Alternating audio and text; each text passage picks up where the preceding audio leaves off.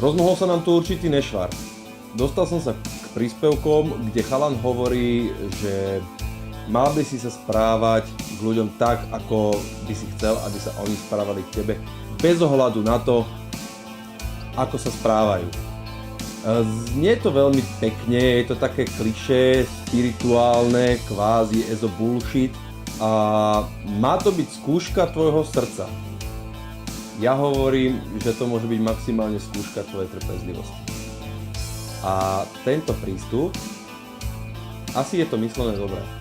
Naozaj neútočím na nikoho.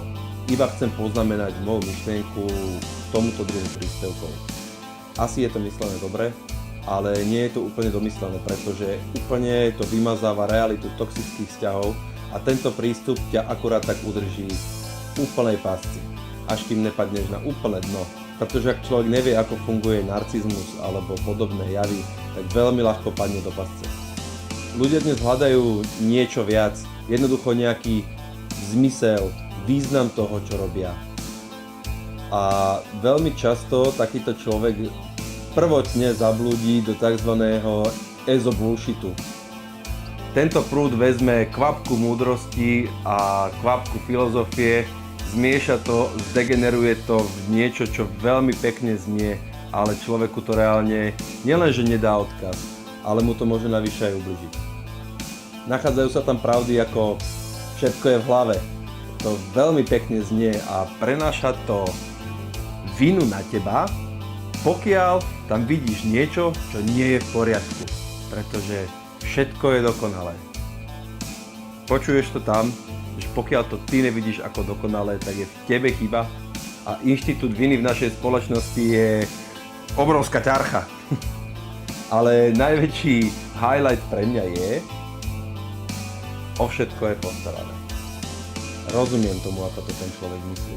Rozumiem tomu, že existuje stav, do ktorého sa dá dostať, kde existuje aj v veľmi nedokonalom svete možnosť to vidieť ako dokonalosť. Takýto stav existuje, ale povedzme si, kto z nás tam je. A pokiaľ ten, kto prezentuje tento stav, iba hovorí, aké to tam je a nie ako sa tam dostať, tak je to, ako keby si opisoval niekomu, ako úžasne chutí ten čokoládový koláč a ten druhý človek ani netuší, čo je čokoláda.